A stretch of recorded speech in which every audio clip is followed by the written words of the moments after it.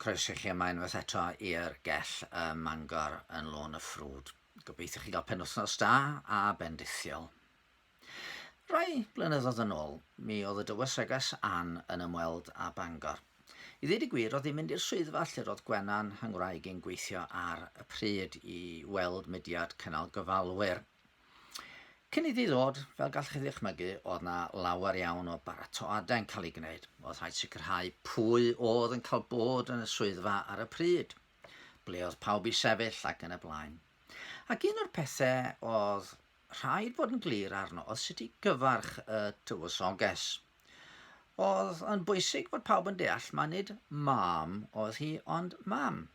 Yes, mam. No, mam.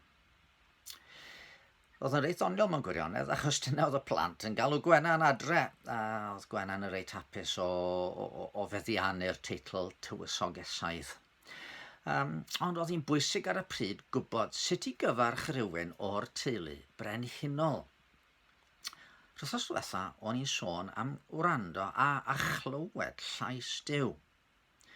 Ond un o'r pethau da ni am i'w wneud ydy nid unig gwrando ar Dduw. Da ni eisiau siarad efo fo, da ni eisiau gyfarch, neu da ni eisiau gweddio. Sut mae cyfarch brenin y brenhinoedd, royalty o'r radd uchaf? Oherwydd mae gweddi'n rhywbeth mae pawb bron yn ei wneud ryw bryd yn ei hoes. Yn ystod y pandemig, mae llawer wedi sôn i bod yn gweddio a bod yn gofyn am i bobl eraill weddio dros y gwasanaeth iechyd, dros y meddygon a'r nyrsys dros eu teuluoedd ac yn y blaen. A pryn ydyn nhw'n grefyddol a'i beidio. Maen nhw'n gwerthfawrogi y syniad o weddio. Ond sut da ni cyfarch Duw? Mae'r salmau yn y Beibl yn lyfr o weddiau, lle mae'r salmedd yn cyfarch Duw, weithiau mewn ffordd allan synu ni mewn gwirionedd. Ond mae Iesu hun hefyd wedi rhoi patrwm i ni dydy, yn yr hyn sy'n cael ei adnabod fel gweddi'r arglwydd. Ac yna mae'n deud wrth i ddisgyblion am gyfarch Duw fel ein tad. Ein tad. Ond pwy all fentro galw Duw yn dad?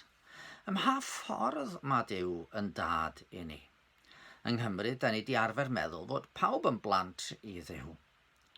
Ond oedd Iesu'n deud na tydi pawb yn blant yn yr un ffordd.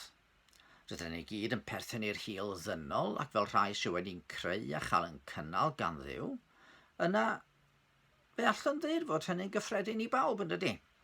Mae hynny'n rhoi cyfrifoldeb i ni barchu a gofalu am yn brodyr a'n chwiorydd pwy bynnag ydyn nhw, beth bynnag ydy cred nhw. Ond mae galw Duw yn dad fel oedd Iesu'n gwneud yn rhywbeth pur wahanol. Mae'n debyg fod profiad pawb o dad yn unigryw o gwahanol. Mae rhai efo profiadau positif iawn. Dwi mor ddiolchgar am yn had i. Mae eraill yn gorau cyfaddu i'w perthynas efo'u tadau fod yn anodd iawn os oedd na berthynas o gwbl hyd yn oed. Yn y dyddiau ni, mae cymaint o deuluoedd un rhiant lle does dim golwg am dad o gwbl. Ond Duw ydy'r tad ultimate. Y tad y dylen i gyd sydd yn dadau yma ar y ddaear fod yn ceisio bod yn debyg iddo fo. A fedrwch chi ddim sôn amdano fel mae Iesu'n gwneud, heb sôn am berthynas bersonol efo Duw. Ac fe ddydodd Iesu na tydi pawb ddim mewn perthynas felly. Yn wir, fe ddwedodd wrth rai o'r bobl ddod ato fo, mae nid Duw yw ei tad, plant ydych chi, meddwl fo, i'ch tad y diafol, ac yr ydych ar eich bryd ar gyflawni dymuniadau eich tad. So pwy oedd y bobl ofnadwy yma oedd Iesu'n deud oedd yn blant y diafol? Wel, arweinwyr crefyddol i ddydd oedden nhw. Pobl oedd yn gwybod i Beibl. Oedden nhw'n byw bywydau moesol da i ddeud i gwir mewn lot o ffyrdd. Pobl barchus bob un ohonyn nhw. Ond wedi dieithrio oddi wrth Dduw.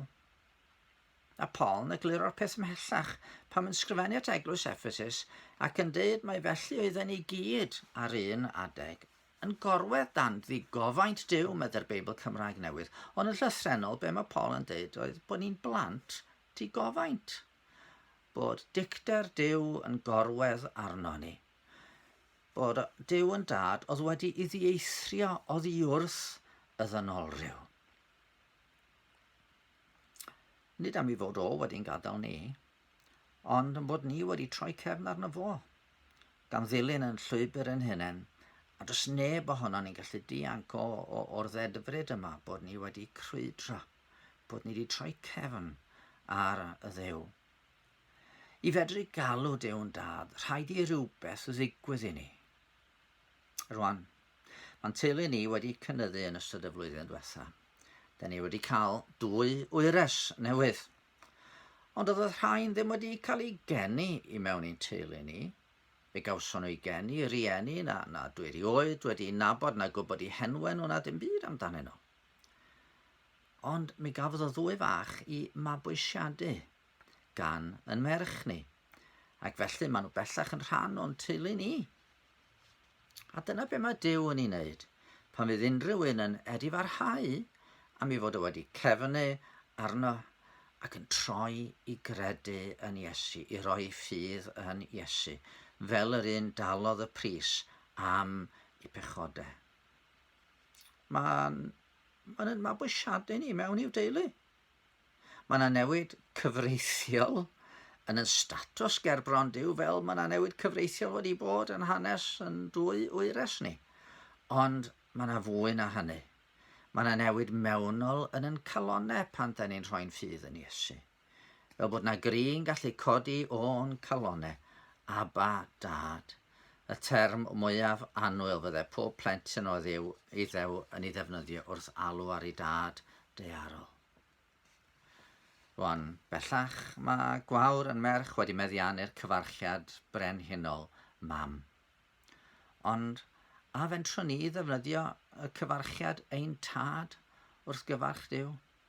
Oherwydd dim ond yr rhai sydd wedi derbyn ei fab fel gwaredwr sydd ar hawl i'w gyfarch o felly.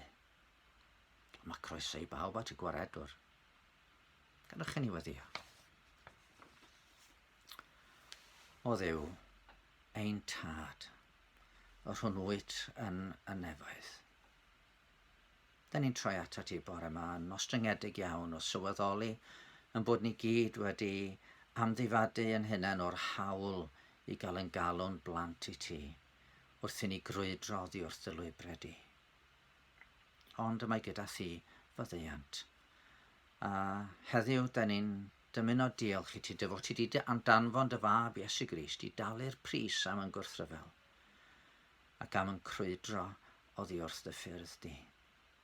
Os gweli di fod yn dda, neu di yn helpu ni i fod yn siŵr yn bod ni fel y mab a fradlon wedi cael dychwelyd yn ôl ata ti, a rhoi ni'r hawl i dy alw di yn dad trwy Iesu Grist yn harglwydd. Amen. Wel, dan eich bendith.